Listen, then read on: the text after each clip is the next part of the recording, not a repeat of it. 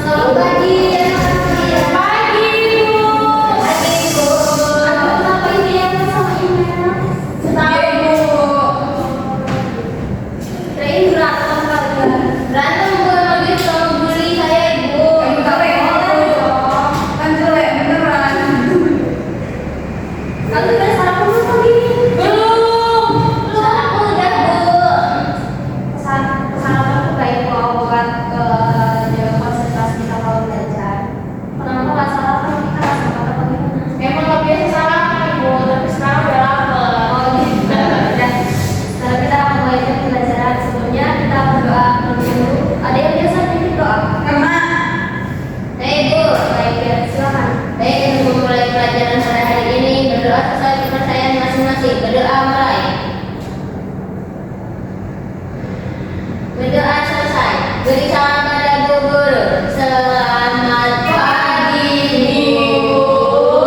Pagi. Terima kasih, Elma. Terima kasih juga untuk yang lainnya. Untuk hari ini apakah ada yang tidak masuk, tidak ada? Ini, Ibu. Semua? Iya.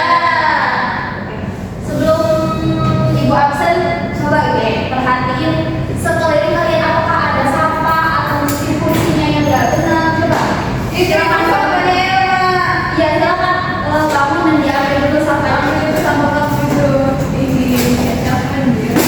supaya kelas kita terasa nyaman dan kita juga enak berguna. Ya emang Ibu lain kali keluarga sama sampah ya. Iya, terima kasih dan tadi kan karena emang udah nggak ada lagi yang nggak hadir, jadi kita mulai aja belajar hari ini.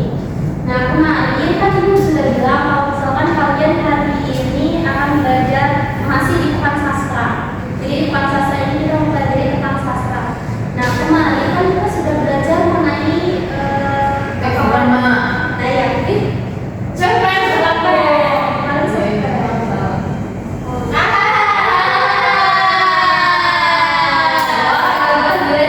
dibantu ingetin emailnya supaya dibagiin. Mungkin itu namanya gadget, itu salah satu langkah-langkah membuli. Jadi jangan diulangi ya. Baik ingat tahu aja. Nah, kemarin kita sudah belajar tentang cerpen. Sekarang kita mau bahas mengenai puisi. Nah, kalian udah pernah ada yang baca puisi atau tahu apa itu puisi? Nah, Ibu pernah baca puisi ya, Ma? Sering Ibu Elma. Pernah, Ibu. Pernah baca aja atau pernah tampil juga? Pernah baca aja, Ibu. Pernah baca aja. Oke. Baik, kita masuk aja ya ke materinya. Nah, ini dia materi dari puisi. Apa sih puisi itu? Puisi adalah bentuk karya sastra yang menggunakan bahasa imajinatif dan juga indah. Nah, puisi ini berisi ungkapan perasaan dan juga pikiran secara estetik yang memiliki struktur dan juga unsur pembangunan sendiri dan juga disajikan secara lisan atau tulisan. Nah, dari pengertian ini, apakah kalian memikirkan suatu hal tentang puisi? Misalnya kayak, apa sih sebenarnya puisi itu? Berarti puisi itu kalimat indah ya, Bu? Semua kalimat indah itu termasuk puisi, Bu? Enggak juga. Dia bergantung kalimat indahnya bentuknya bagaimana. Kalau puisi itu kan ada cara membuatnya ya, ada strukturnya dan juga langkah-langkah pembuatannya. Jadi nggak semua kata-kata indah itu disebut sebagai puisi.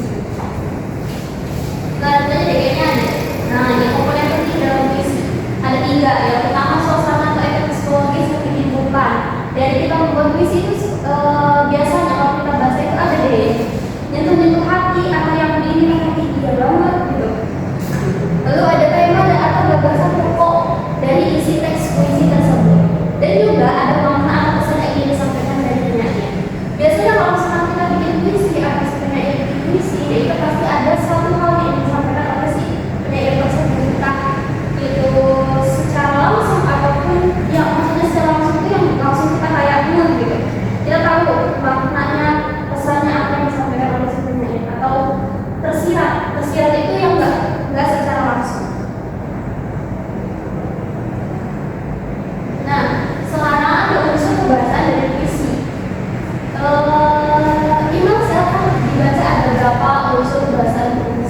ada 4 gitu. Yang pertama ada diksi, yaitu pilihan kata yang tepat dan indah. Yang kedua imaji, yaitu untuk membentuk gambaran dalam pikiran. Yang ketiga adalah kata konkret, yaitu pilihan kata yang tepat dan indah. Dan yang kelima yaitu pilihan kata yang tepat dan indah. Bagus. Nah, dari unsur kebahasaan diksi ini itu ada diksi, imaji, kata konkret, dan juga rima. Keempat unsur kebahasaan ini tuh selalu ada di puisi. Jadi setiap kata yang dimiliki itu kata-kata yang menurut kita tuh indah gitu isinya itu, atau kalimat yang dia menurut kita kayak ih bagus deh kata-kata ini kalau misalkan kita bagus. Kemudian ada juga imaji. Imaji itu bentuk gambaran dalam pikiran. Kayak kita pernah nggak sih kalian baca suatu kalimat atau apa tapi dalam pikirannya tuh ada gambarannya gitu. Nah itu yang disebut sebagai imaji. Kemudian kata konkret, kata yang tepat dan juga indah. Nah kata konkret ini kata-kata yang tepat digunakan saat kita membuat puisi ini nggak bikin orang tuh bertanya-tanya ini sebenarnya maknanya apa sih, sebenarnya maksudnya apa sih, nggak kayak gitu. Jadi kata-kata konkret itu kata-kata yang kita tulis waktu kita bikin puisi supaya si pembacanya itu ngerti maksud dari tulisan kita itu apa, maksud dari puisi kita itu apa. Nah lalu ada rima atau pilihan kata yang tepat dan indah. Ini sama aja sebenarnya kayak yang lain, cuman di rima ini agak lebih berbeda dari kata konkret dan dua di atas. Sekarang ada cara membaca puisi yang baik. Ada 4. Yang pertama, kita harus memperhatikan vokal kita. Dalam membaca puisi itu kan pasti ada ini ya, ada suara yang dikeluarkan dari si pembaca. Nah, suara itu berperan penting banget buat si pembaca supaya puisi yang dibaca itu sampai ke si pendengar atau audiens. Jadi vokal itu benar-benar penting dalam puisi supaya rasa yang kita sampaikan dari puisi itu bisa nyampe ke yang mendengar gitu. Lalu nggak cuma vokal tapi ada ekspresi, kemudian ada atur mengatur intonasi, dan juga sebelum kita membaca puisi itu kita perlu latihan, yang namanya latihan supaya pas kita tampil itu udah benar-benar aja, udah benar-benar siap, kita harus udah bagus gitu apa yang dibacanya dan cara intonasinya, kemudian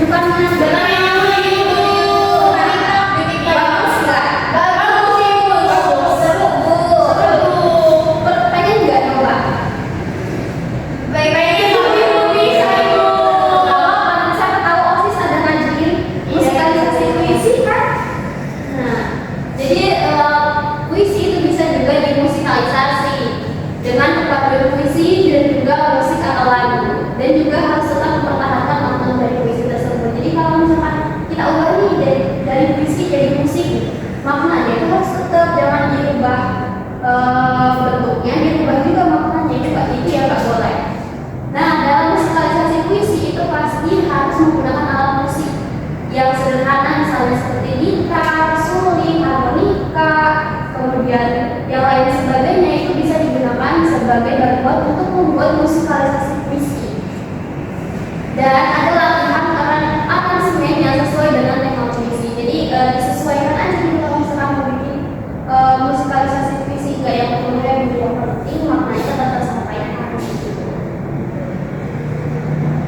Nah, ini biasanya orang-orang yang bikin puisi itu sumber ide puisinya itu dari pengalaman pribadi atau juga perasaan terhadap seseorang atau isu sosial dan keagamaan. Kalian udah pernah bikin puisi sebelumnya? Sudah dulu. Biasanya bikin puisi itu idenya ditentuin dari guru atau kalian bikin nalar sendiri? Biasanya bebas sih ya. Bebas. Kadang-kadang kalau tugas dari guru, Bu. Iya, tapi pernah bikin yang bebas? Pernah Ibu. Nah, biasanya inspirasi kalian dari mana? Dari pengalaman pribadi saya, Bu. Ya, biasanya apa sih kalau pengalaman pribadi itu? Pas patah hati atau Iya, apa gitu? hati. Ya, Bu. Perasaan orang itu, Bu. Kayak harus disampaikan, jadi menyampaikan dari puisi, Bu. Oh, keren.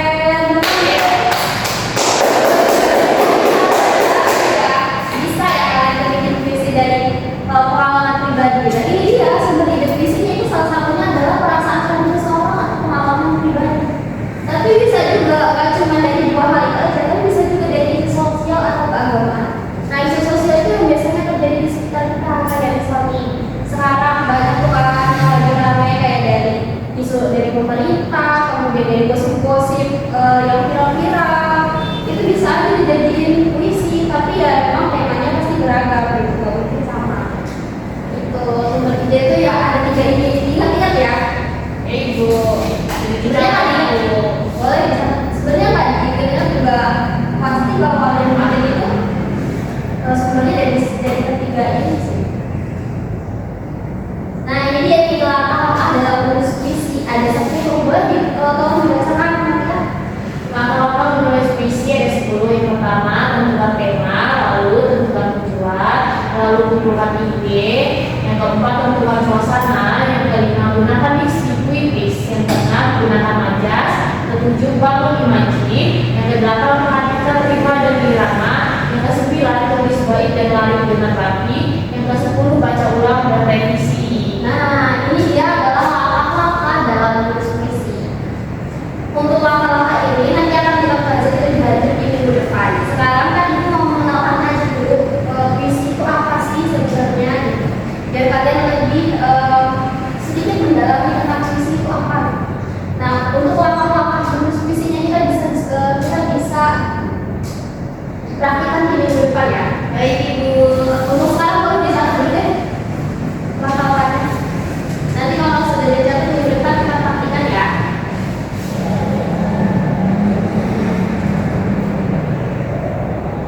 Nah, ini contoh puisi.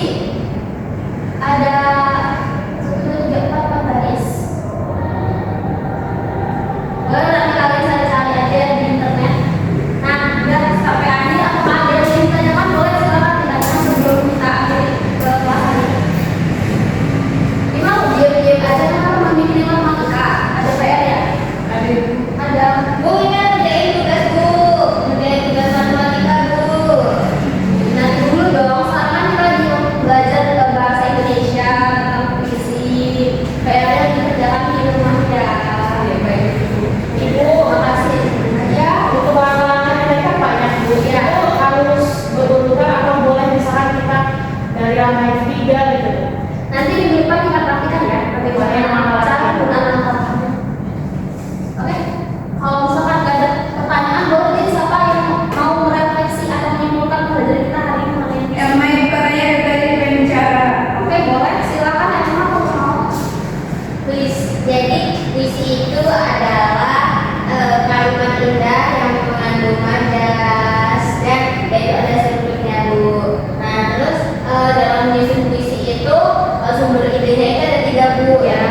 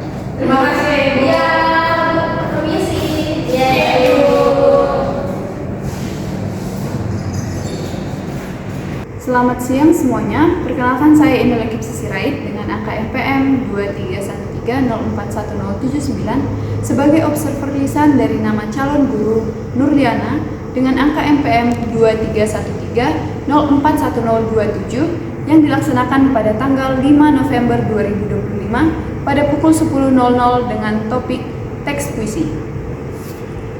Prinsip pengelolaan kelas.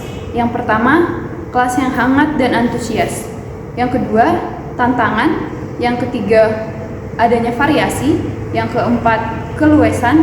Dan yang kelima adalah penanaman disiplin diri. Nah, calon guru Nurliana sudah melakukan dengan baik kelima prinsip pengelolaan kelas tadi. Berikutnya yaitu pengelolaan penataan ruang kelas.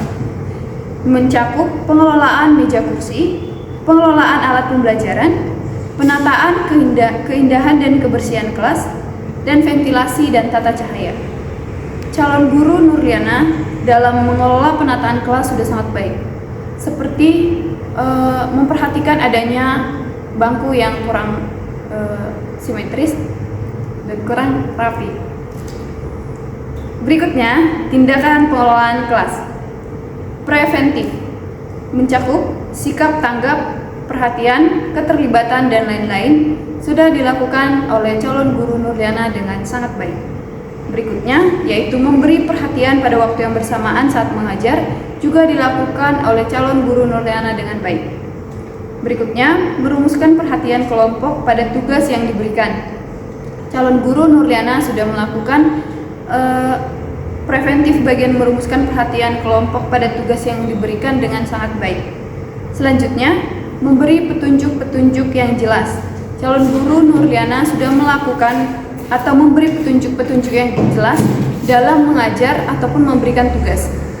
Dan yang terakhir adalah menegur tingkah laku siswa yang mengganggu kondisi kelas.